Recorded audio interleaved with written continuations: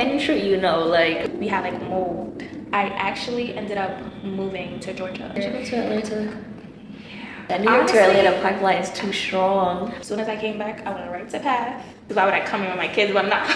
Yeah, I don't think people just going into the shelter and living their best life. I think I went through like my biggest depression of my whole entire life in that room. People's humanity doesn't change just Right. because they're unhoused.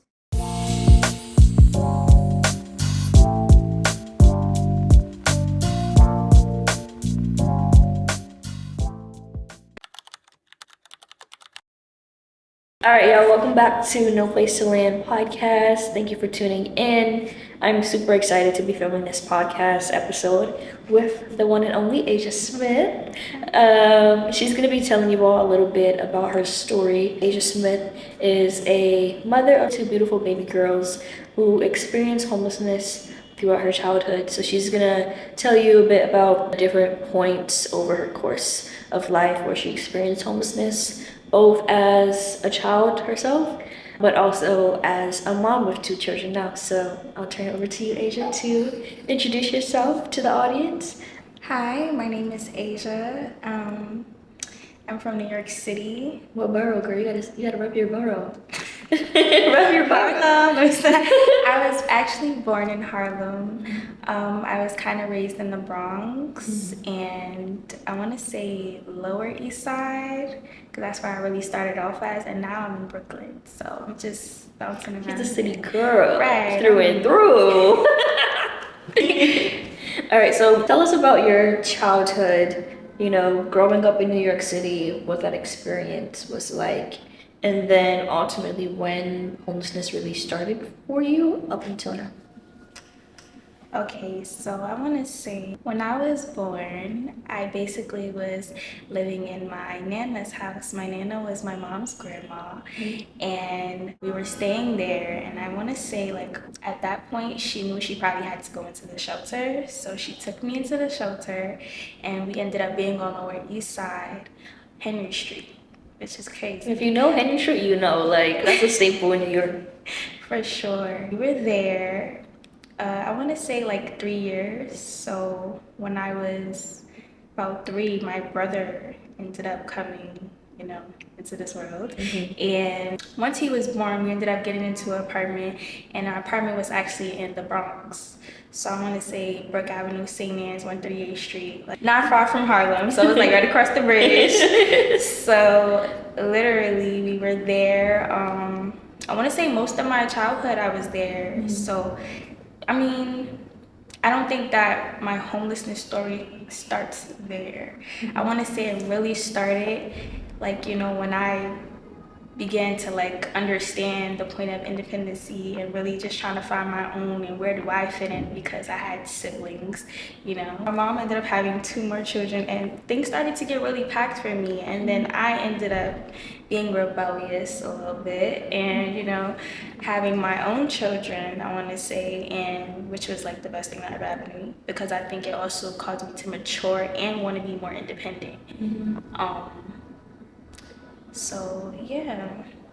Okay, so let's go back a little bit. So are you the oldest? Yes, I'm the oldest. Okay, and then you were born in Harlem. When you were 3, your brother came into the world, right? Yes. Okay, so when your brother came into the world, like, what was the setup at home like?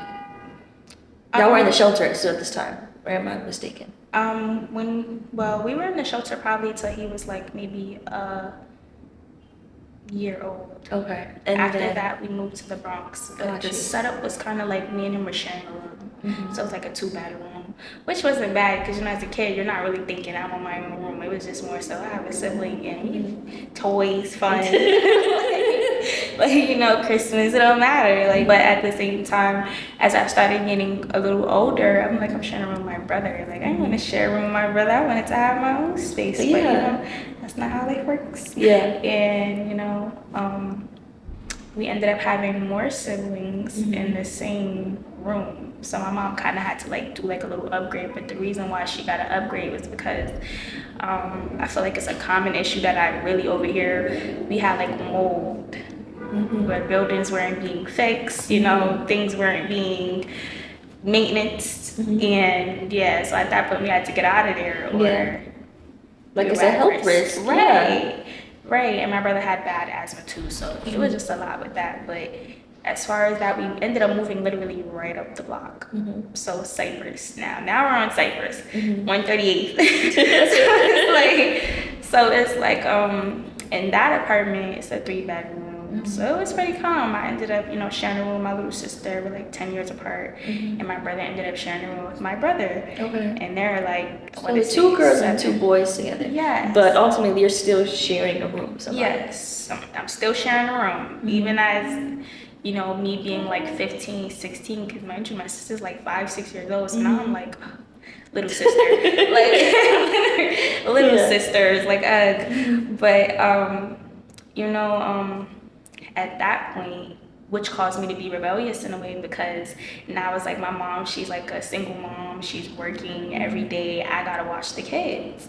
So I'm not getting to be able to experience, working, when you get that little paper. The SYEP? SYEP, or even like the little card, the little green and the blue card, when you finally able to actually get your working papers. I wasn't able to do that because my mom was like, you gotta watch them kids. And I'm like, she wasn't signing them papers. And that's when I really started to rebel and go outside and just experience life other than me being home. I'm like, I'm gonna go out there. And then as me experiencing things, I was like on a train, they were dancing. I'm around a whole bunch of people. Like New York, we're very lively out here. Like it's like you learn so much just from being around people that's doing so many things. Or just like taking the train to school when you're like 8, 9 years old. Like we are forced into adulthood, or just like the process of adultification at such a young age. So no, for sure, I felt like I basically raised myself in a way. Not to not give my mom any credit, but like it's like in a way when you're experiencing life on your own and you're really exploring, it's kind of like you're learning and you're teaching yourself like that's not to do, because you're watching other people go through it. So I want to say that's what a lot of my life has been like. For sure. And then what age did you have your first baby girl? I was, if you don't mind sharing, 18, turning 19. Okay. So literally after my 18th birthday, it was like boom. And honestly, I want to say, to me, it was kind of like, wow, like this is crazy. I'm about to really bring a child into the world. It was kind of like no question. Like for me, because I felt like I wanted unconditional love, and she was giving me that. Like even though being having siblings, you're basically like, and me saying, I had to watch my siblings and now I gotta watch my child, but it's like a difference. Like it's your it's your child. It's not like, oh, I have to do this out of obligation because it's my siblings. I love, which is not to say like I loved watching them. Like I had to I basically raised my sister in a way. Like when it comes to changing her pamper, as soon as she was born, my mom said, "You don't gotta do nothing. I'm gonna change her pamper, make the bottle, change her clothes." It was like having a little baby doll. So I was just doing what big sisters do. But then when I had my own, it was like the full on responsibility. Now I have to actually get a job. And I was able to actually get a job, and my mom had helped me with that, and I was working in M&M World, I want to say at the age of 20. So I took a year to really just be with my baby and kind of hustle it out, any type of little songs I could get. Family was being very supportive because she was the first grandchild. So the first grandchild always get the love. They get spoiled with a lie, and my grandma was spoiling her. Everybody was like, "Oh my God, we love her." I'm like, yes, now I can actually go get a job now. So now I started working. I'm I always tell myself, if I'm going to do a job, I'm going to fully do it. I'm not one of the people that's finna half. Go ahead, half-ass. Go ahead, you can say it. No, but sure, I'm not one of those people that's finna half-ass. I'm finna really we're gonna get this done. So I was doing maintenance at the time, and honestly, maintenance was pretty cool. I know a lot of people be like, maintenance, you going, but honestly, it wasn't a bad job for me because I ended up being a supervisor. So that means I was doing something right. Clock it. I was only there for a year, and I was already the supervisor, which was crazy to me. Yeah, once I started working, and I was a supervisor. Ended up getting pregnant again. So at that point, And you were 21 I or was 22? I was 21. 21, okay. Yes, and around the time that I had gotten pregnant, I also had lost my grandmother. So that was like one of my support systems. That was like, you got grandma anymore, like the person that spoils you. Because even though like we're talking about the story, I know you probably haven't heard me really speak of my dad. So my dad, he's like, out of the picture in a way, like he's in and out.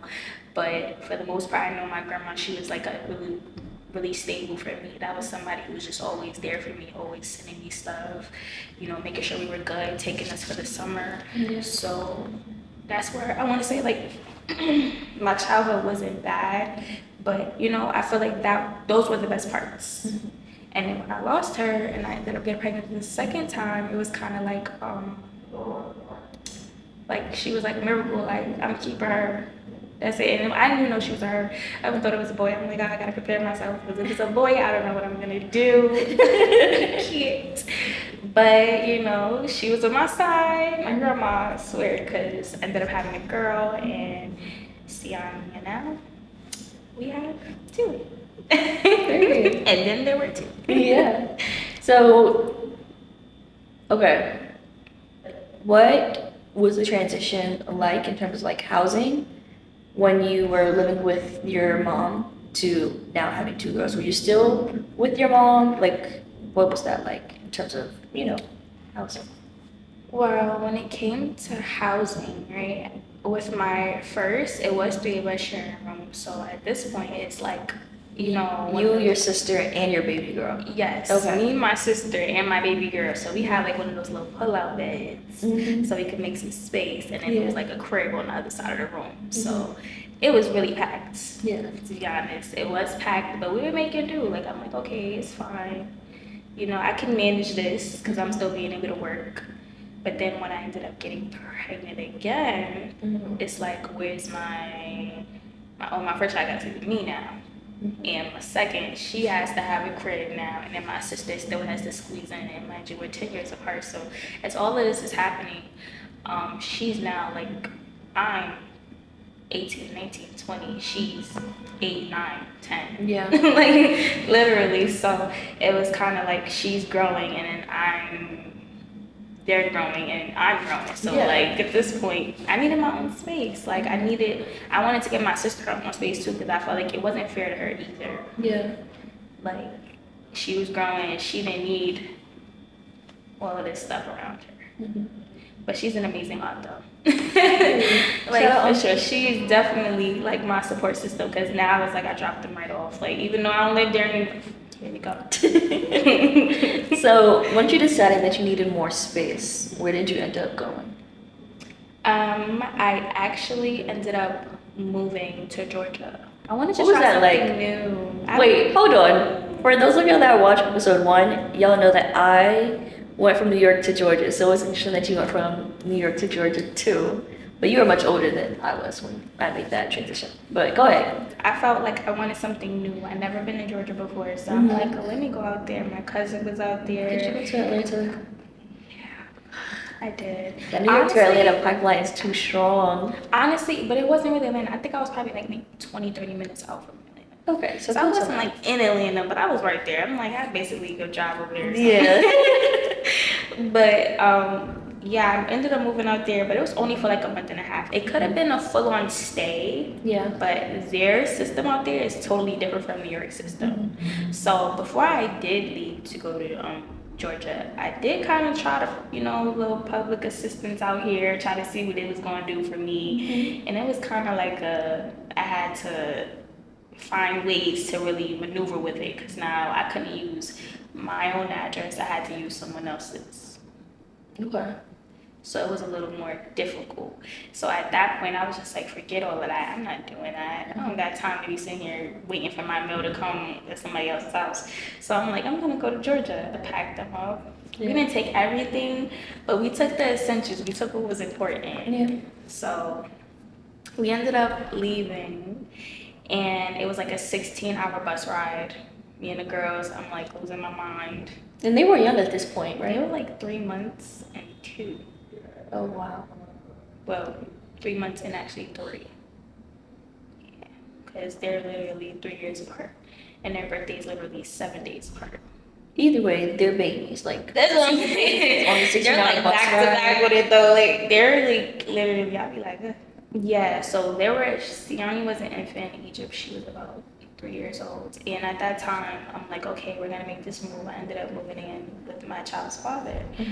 We were staying there. It was kind of like, at first it was good. You know, it's always good. It's like, oh, new environment. Like, this is beautiful. Never been to Georgia. I'm like, oh, wow, all the trees. And the air just felt cleaner. Like, honestly. No shade to New York. No shade. Pollution. Yeah, I know what y'all doing. But yeah, like, the air just felt a lot cleaner. Like, you know, just seeing everything, driving past everything. I'm like, okay, this is calm. Maybe I can do it. It was really quiet. That's one thing I could say. New York, I love our noise, please. Because the quietness is very, like, It's scary. it's good for the mental, but it is very scary. I thought it was just, I get so scared when it's just like nothing. I'm like, all right, who's gonna come out to kill me? Crickets. The crickets. That's it. Yeah. That's all they got is crickets. Like, I just can't. I'm like, And it's like, I'm scared of bugs, so I'm just saying there like, I'm gonna stay in the house. Yeah, but I'm good. I'm good. The moss big.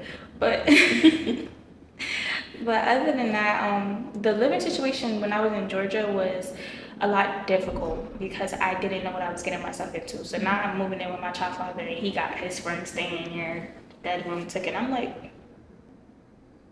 so where am I sleep? Living room taken. We all piled up In the bedroom. like sardines.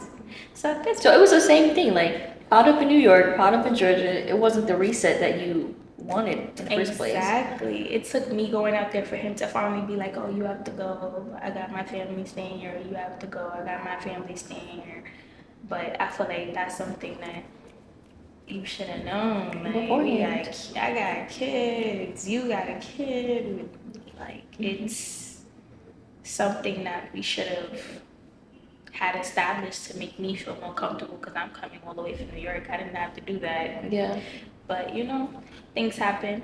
And then I ended up just staying out there for a month and a half because it wasn't working out. And I'm not one to, like, sit and dwell. I'm one to just, okay, I got kids. I got to figure this out now. There's no waiting. So when I came back. As soon as I came back, I went right to PATH. All right, tell the people what PATH is. PATH is basically, I want to say is how you get placed in a shelter in New York City. If you're a family, by the way. If you're a family. Yes. Not if you're single. I did not know that. That was very informative. No, for sure, because yes, I ended up going to PATH. And as I went to PATH, we were there like all day. All day. I'm like, I was also there all day.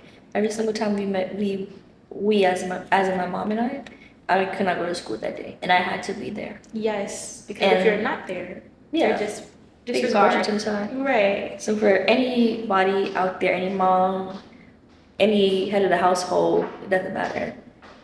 Prepare for your day at PATH. Prepare for your day, I'm telling you.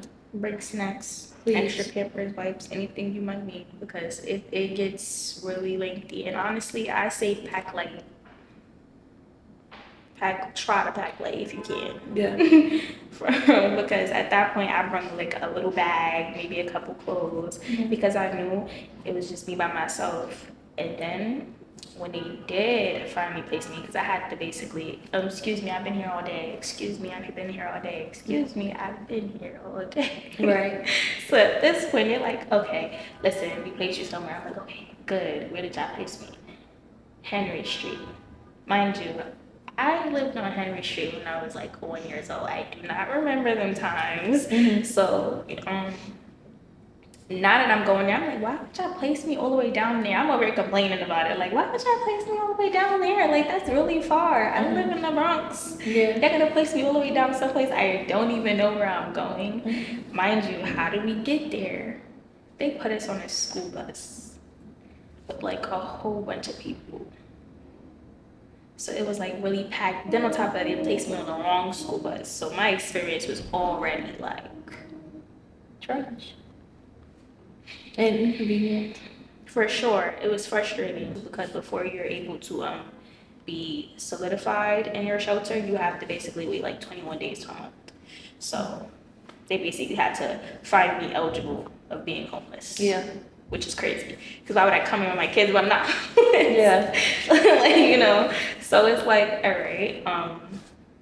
Once I got there, I'm like, okay, it's like a little studio, kitchen, bathroom. It was really calm. I'm like, okay, this is calm. Closet, Mind no y'all, door. when we say kitchen, we're not talking about like full blown kitchen. It's like a little kitchenette. Like the stove is about this big with 2 burners, no oven, and a little sink. Like it's nothing extravagant. Don't think people just going into the shelter and living their best life, because that's not the case.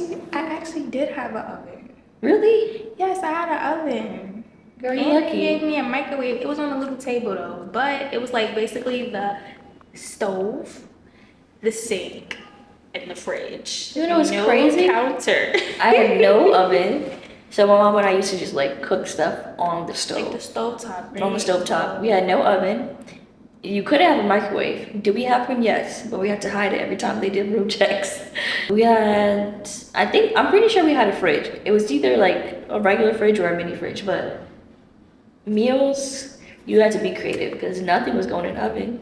For example, like if you wanted to cook chicken in the oven, you can't do that. You gotta fry it. Mama, you gotta put something on the stove and that's about it. But anyway, back to your accommodations. I feel like a lot of the times the shelter system changes so much. Now they actually place the microwave in there. I don't use microwaves. I'm big on that. I don't know why.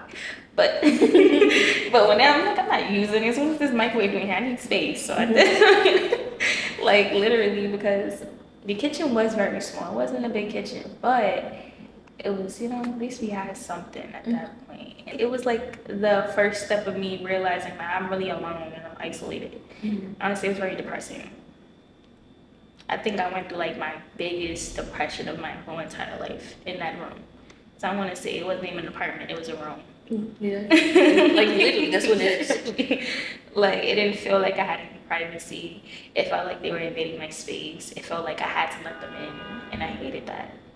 Because like even when they would come and do like an inspection, hey, we have to check your room, and I'm like, of course, come in.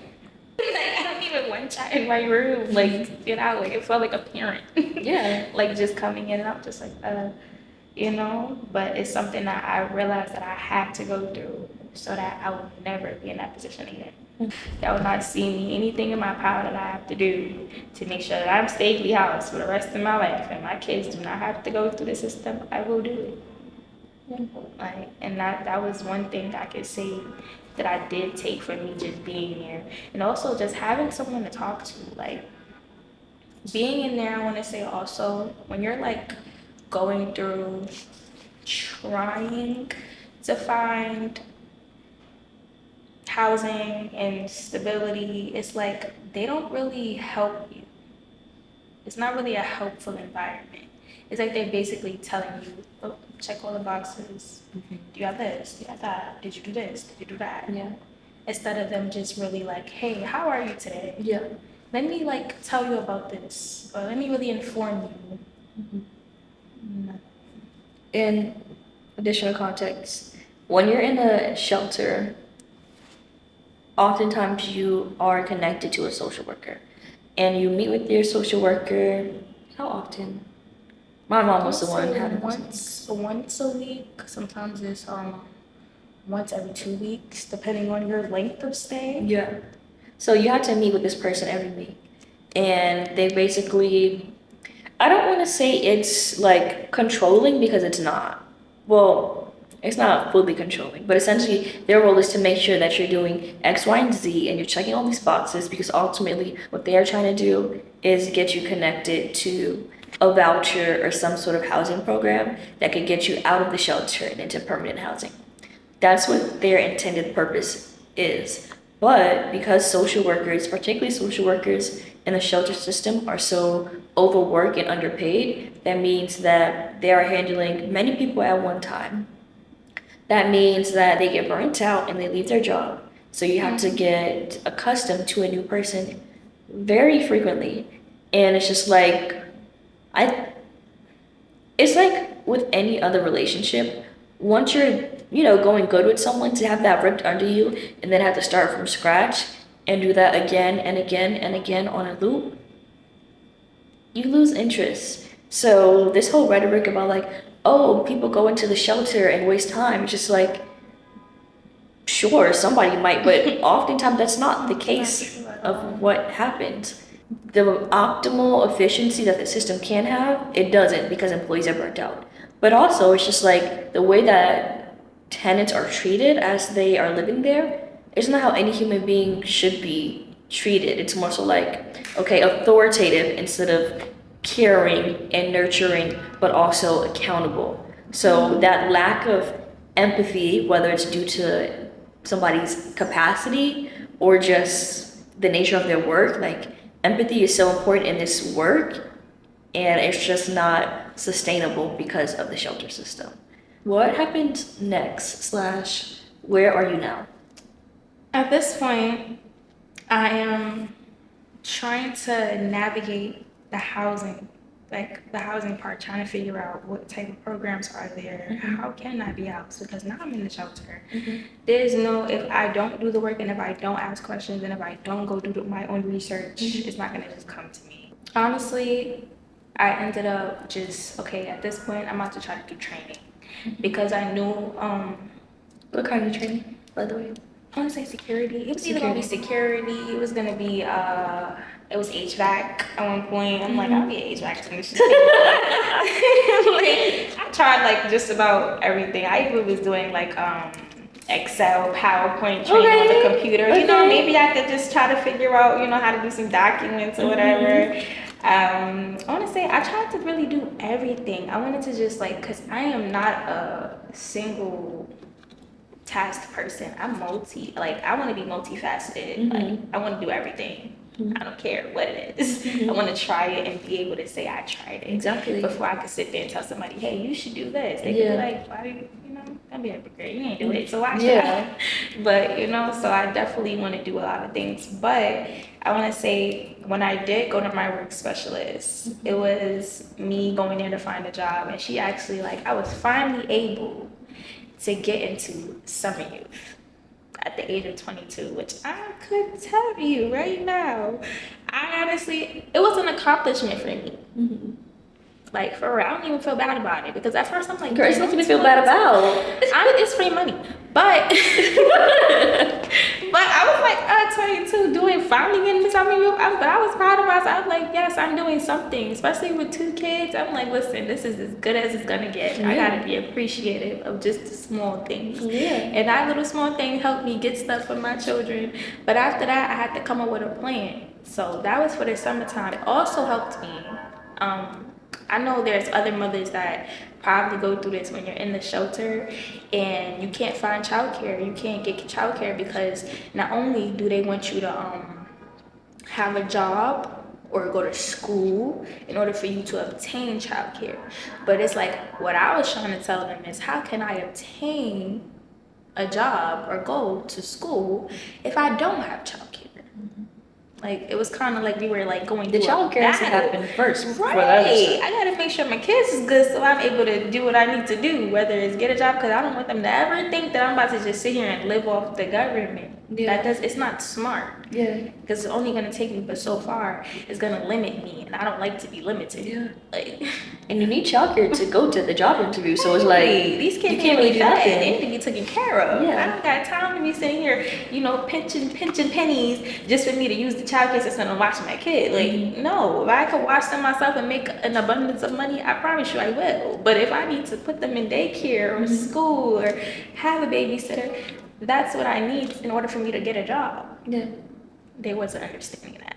So I went through a lot, but getting that summer youth, not only did it, it was like my first job in forever at that point, working M&M world, but it was also like the staple into me securing childcare. Like at that point, childcare was done. Like, okay, we got that. Now it's what else can I do? Because now, some youth is only like 6 weeks. Yeah. So I had to basically go back to the work specialist. She started fixing up my resume. I went back to, when I was in some youth, I was doing maintenance again. I didn't want to do maintenance. I was like, can you please give me something else? But they ended up giving me maintenance. And honestly, I killed it because they tried to give me a job. Tried to give me a whole job. They was like, listen, we want you to be hired. We want you to work here with us. And I'm like, I know y'all do. Girl. I do. And I know how to do this. I tried to do something else. I need a new career. I need a new task. Like, challenge me.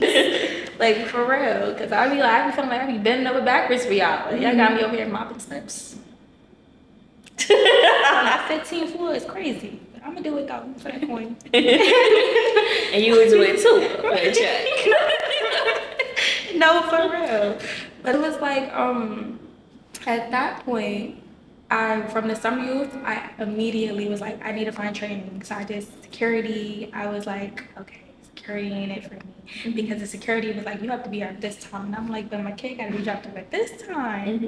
It started to become a scheduled thing with me because I'm not on my schedule anymore. Yeah. I'm on their schedule. The kid's schedule and the shelter schedule. Exactly. Curfew? What was your curfew? Do you remember? My curfew was actually 10, 11 o'clock. Mine too. 10, 11 around there. Yeah. Now, sometimes you be graceful to get over a little bit, but, it was definitely 10, 11, and I hated it. Yeah. That's the worst part about shelters, I feel, the curfew, because... you are treated as a kid. Like, that's literally what it is. Exactly. Although you're a full-blown adult, functioning adult. We understand it, but it just doesn't work for everybody, and that's it doesn't. Especially when I have kids. Listen, I refuse to pay an Uber. You know how many Ubers money I done wasted trying to get to that shelter before 11 on time? Yes. I get there 11:03. Listen, don't start with me. 11:03. It's only been 3 minutes, right? Let me in. They like, yeah. Because at this point, what you're gonna do? Write me up? Tell DHS I was what? Late 3 minutes late. At this point, like, it just was giving that for sure. And I'm like, yeah. So for training, I didn't even train at this point. I looked up so many different options. I never even went to the training because of the time and the schedules. So from the training, I ended up getting a job opportunity from my work specialist. And that's how I was able to get into youth, preventing homeless youth advocacy. Okay. So, it was DCTP, by the way. What does that stand for? It's direct cash transfers for prevention. So it was basically like a pilot that were preventing women. Well, I say preventing women because at that point I was in an all-women shelter and it was women and children. So it was kind of like in a way for me to prevent other people from being in my position. So other youth also, because it was from 16 to 24.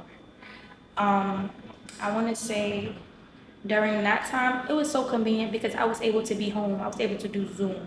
So I'm in my room in focus mode. Kids are at daycare, school, and I'm just, advocating, learning how to advocate for myself, I want to say. Yeah. Because I wasn't able to, I didn't even know what advocating really was until I started working. Until I really started working this, because it's like, they tell you to like speak up for yourself and go for what you want, but it's like it's really hard when you don't know, and especially when people don't have the right attitudes. Yeah. So you were doing this direct cash transfer program. Yeah, I was a youth consultant. Youth consultant. Okay. Yeah.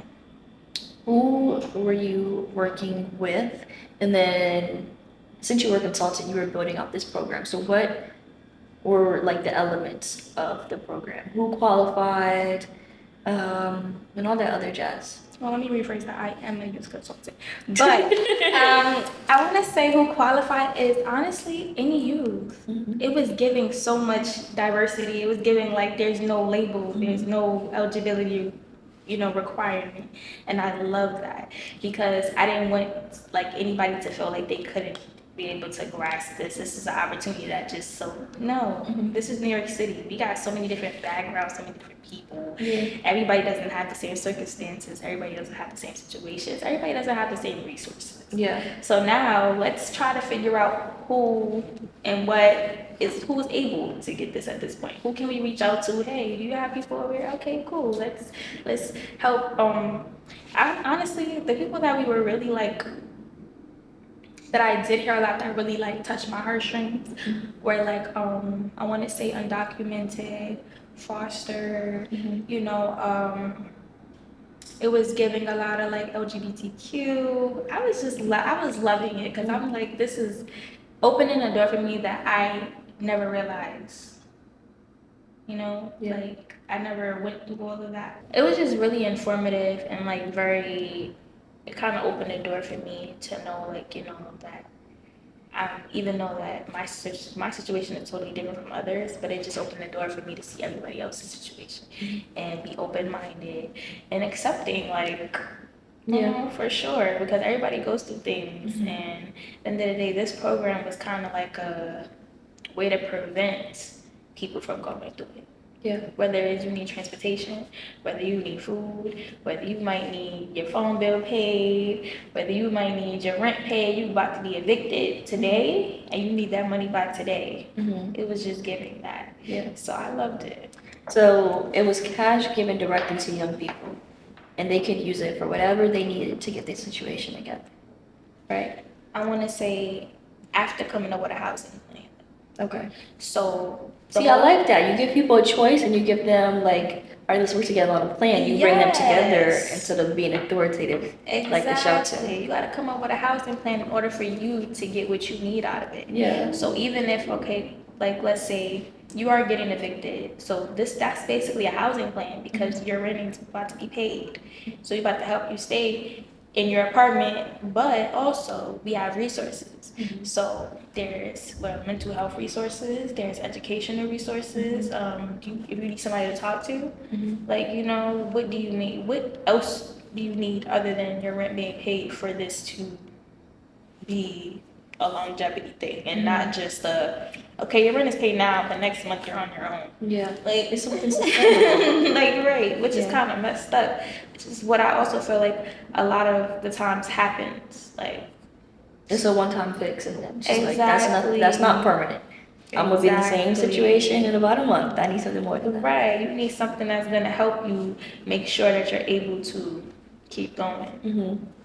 So that's definitely what this pilot was for me in a way. Because I'm like, how can we be intentional? How can we make sure that young people actually stay housed and not have to feel like, okay, yeah, you can throw money at a young person.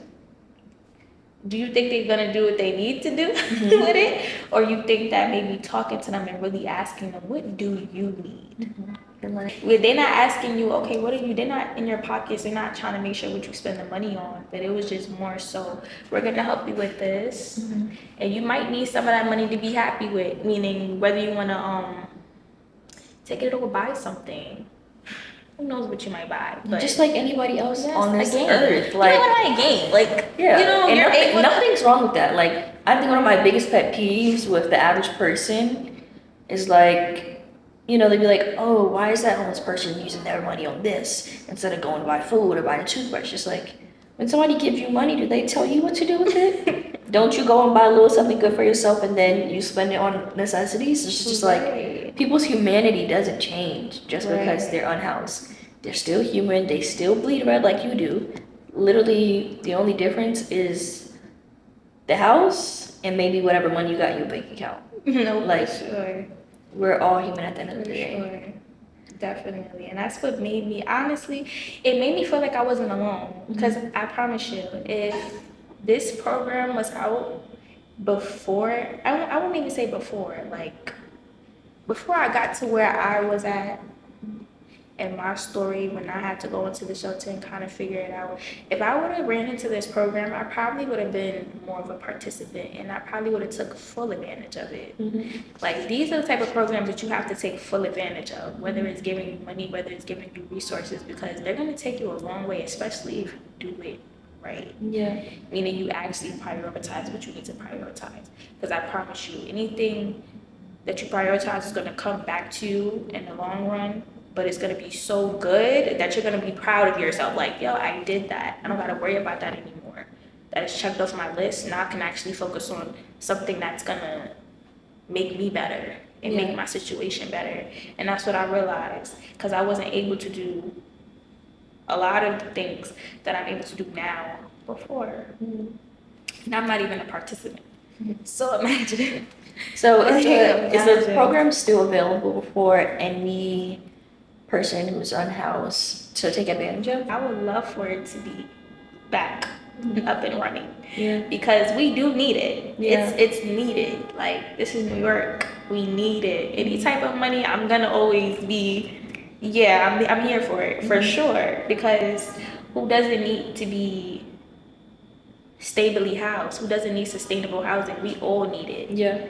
We all need it because we're human. We deserve that much. Like, Yeah. like literally. Yeah. So, all right, let's close your story out. You're working with this program. Yes. And then what? So once I started working with the program, well, honestly, I want to say I'm working with this program for a little minute now. I'm doing the Zoom calls. I'm meeting with Henry Street and The Door. I love y'all so much.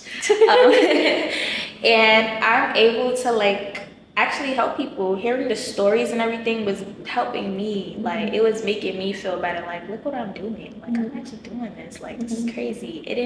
It was helping me keep money in my pockets, you know, have a little extra cash. Eventually, it did come to the point where I was accepted for housing.